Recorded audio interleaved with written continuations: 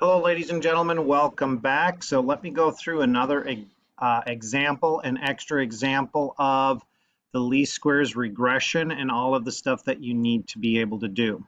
So here's our situation. The following data is a random sample of homes sold last week in Columbia Heights. So we've got the square footage and we have the price.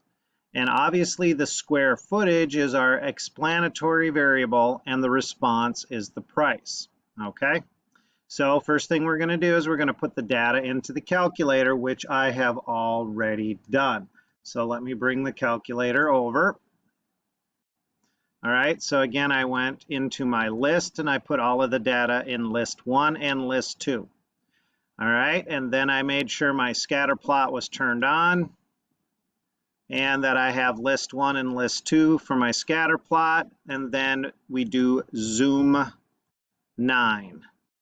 All right, so there is the scatter plot. We can see that as the square footage increases, the price of the home increases. All right, now I kind of did a little prep here, so I've got I can sketch. You don't need to put numbers on it. Okay, I'm just going to go ahead and put this in here. I know that seems like cheating, but you know, when you have technology, you're going to use it, right? So there you go. All right, so describe the relationship between the square footage and price. Well, I already mentioned that. Okay, so what are we going to say?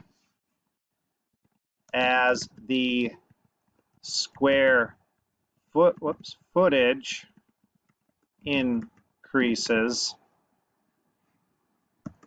the price increases.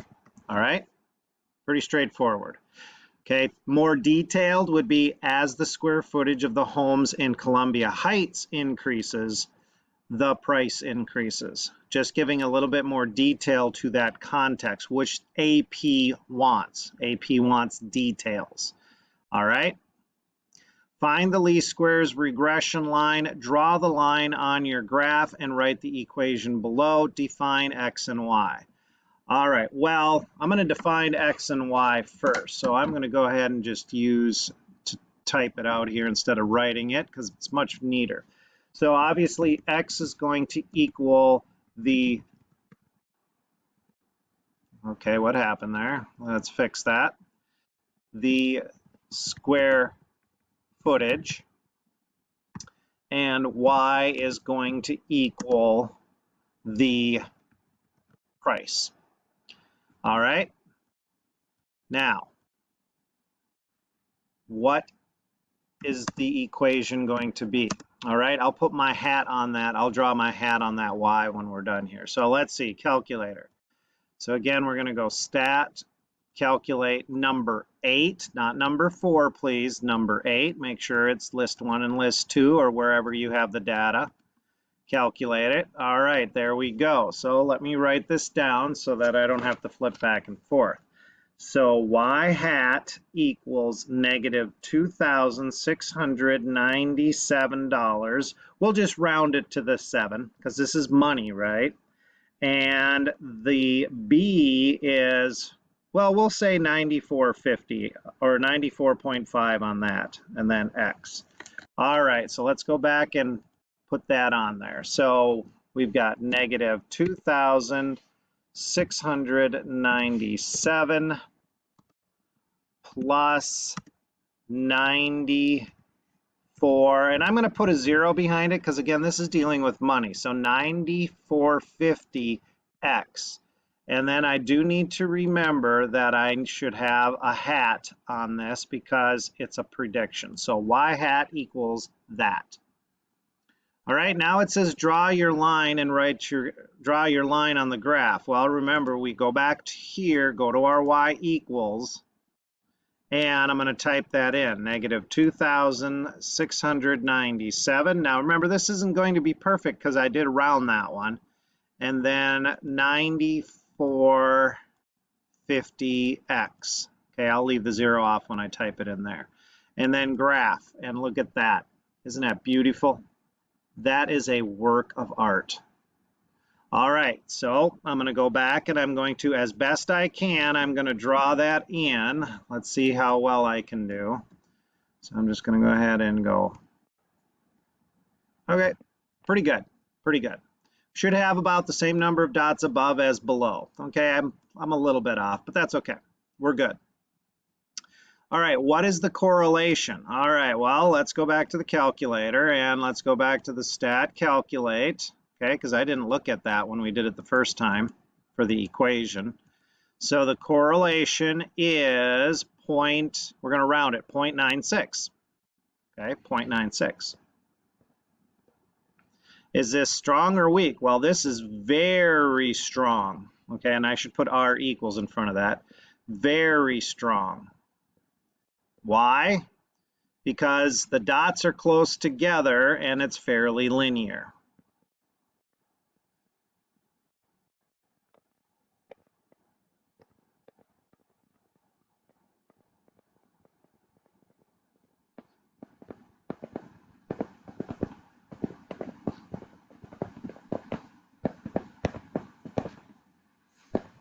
Notice I didn't say it is linear, it is fairly linear. It's like saying approximately normal, not normal, approximately normal. You could also say because it's close to 1, okay? It's very close to 1. Interpret the rate of change. Okay, so I'm going to type this because I can type a little bit quicker and it looks a lot better. So let me get so I can type this. So interpreting the rate of change, the slope, put it in words. So that is the $94.50. So what is that telling us? Okay, X is the square footage, right? And we're going to consider 1 unit. So if I put a 1 in for X, 1 square foot, the price of the home is going to increase $94.50. Okay, think about that. So for every square foot, the price will increase $94.50. Okay, we're using 1 unit there. That's normally what we use when we define or interpret the rate of change. Is this realistic? Yes, that is realistic, ladies and gentlemen. $94 a square foot, that is realistic. All right, interpret the Y-intercept. Okay, well, the Y-intercept is negative $2,697. All right, so interpret it. So remember, that is when X is 0, right? X is 0, so that means this house has 0 square footage. So a house with 0 square footage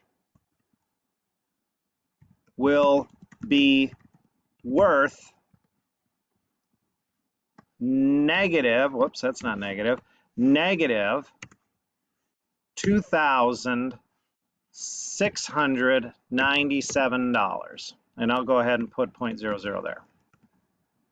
Huh? Is that realistic? No, that is not realistic, folks. Okay. Again, that's going beyond the data. That's called extrapolation. That is, even though it's part of the equation, that is not realistic. You cannot do that. Okay. You can't have a house, a non-existent house that's worth negative $2,697. Okay. That would be like they'd be giving you that money. Okay. There's an imaginary house there and here's your money. No, no, no. So that's not realistic. So make sure you think about each situation.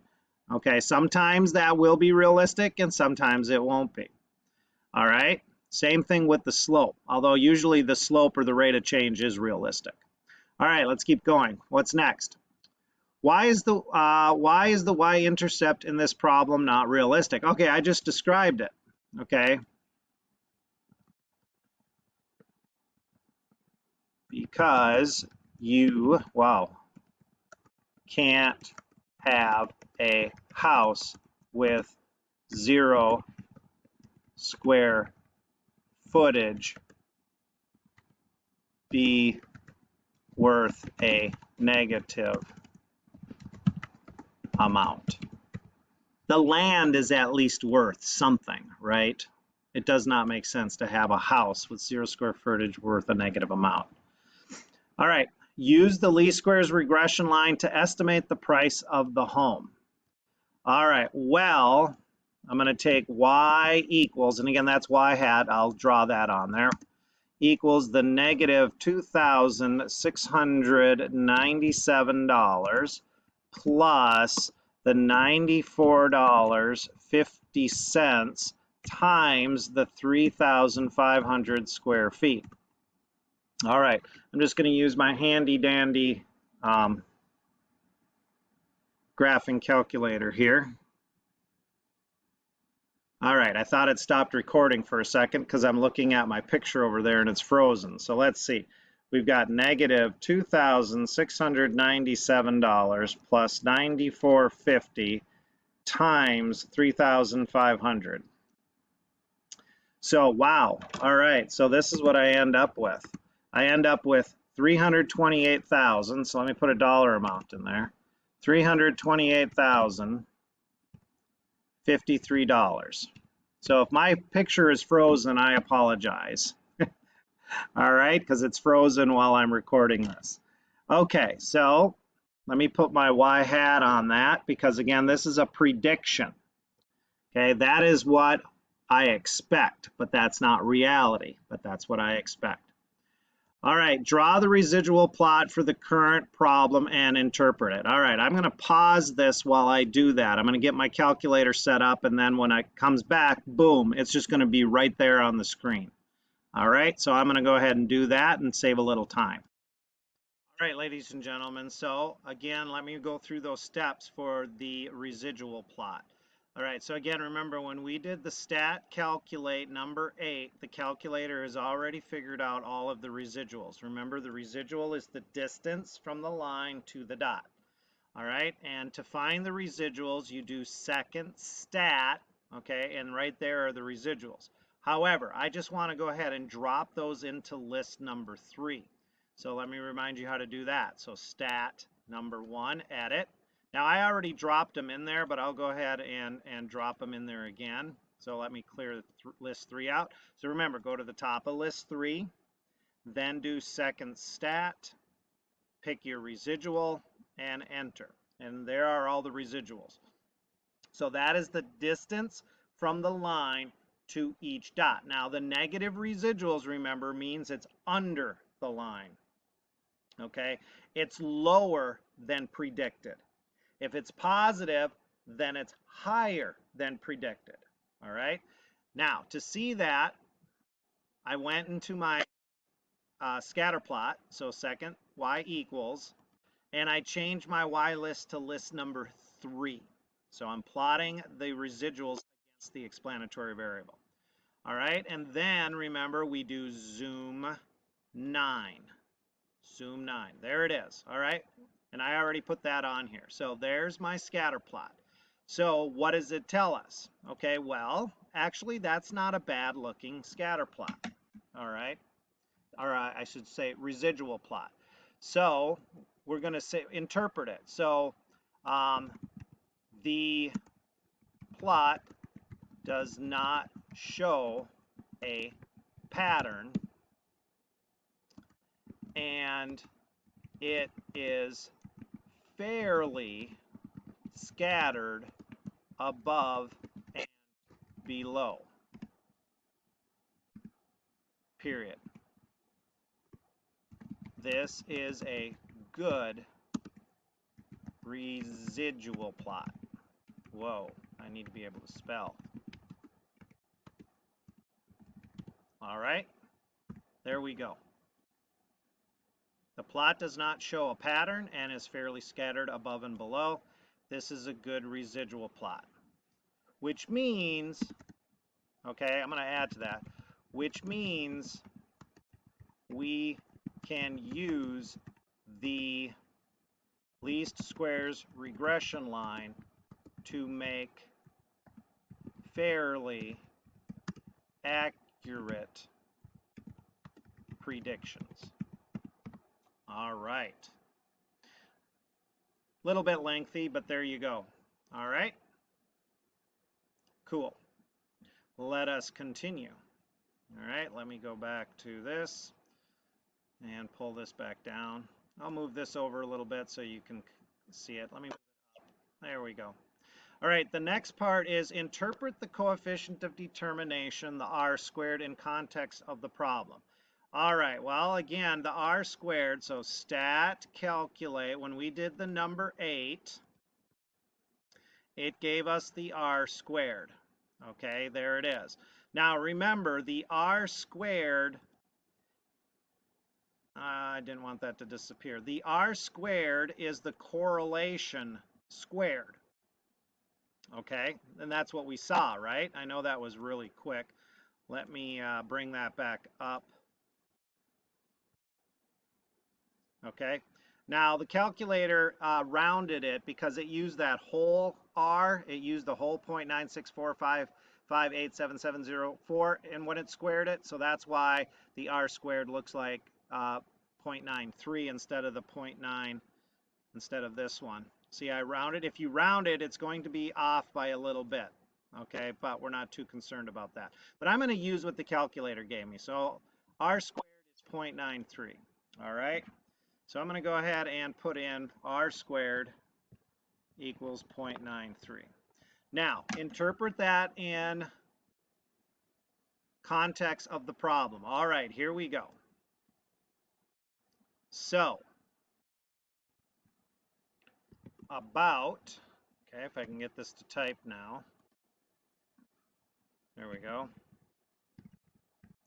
So we're going to interpret about 93% of the variation in price is due to the straight line relationship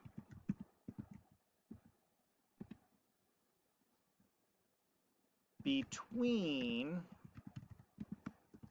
the square footage of the home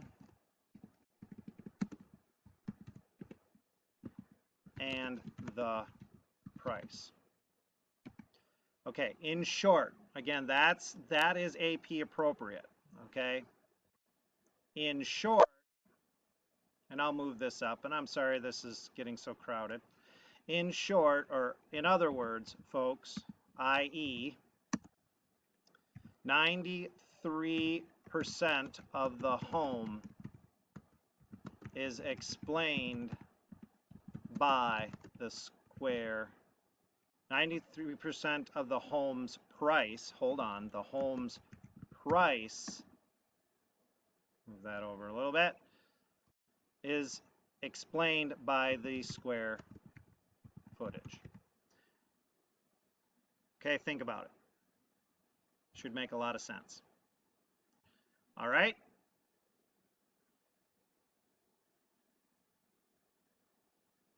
Okay. Again, pause and rewind if you did not have enough time on that. All right, I need to rearrange a few things, so I'm going to pause and then I'm going to go ahead and jump back in with that last part. All right, just like that, I have things rearranged here.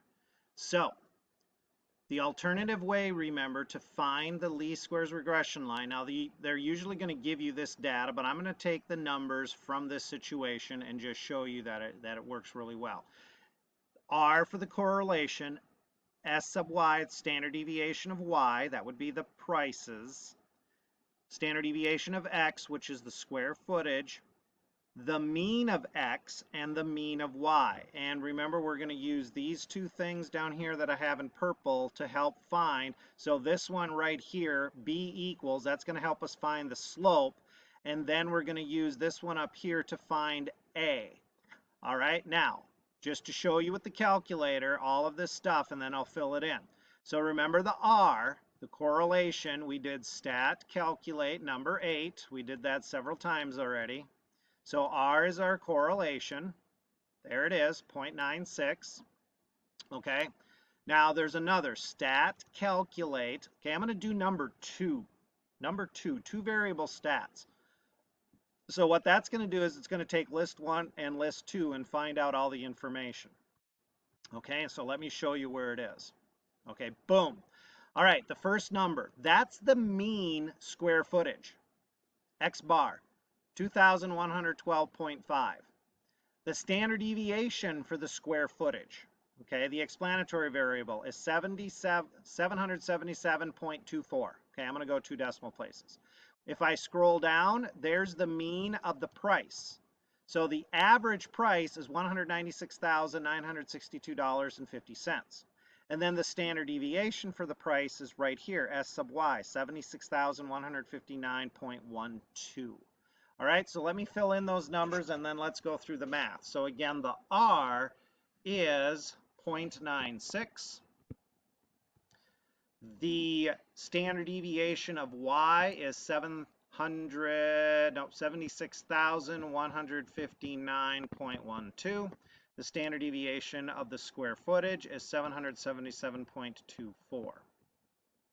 The mean of the square footage was 2,112.5, and the mean for the price was 196,962.5.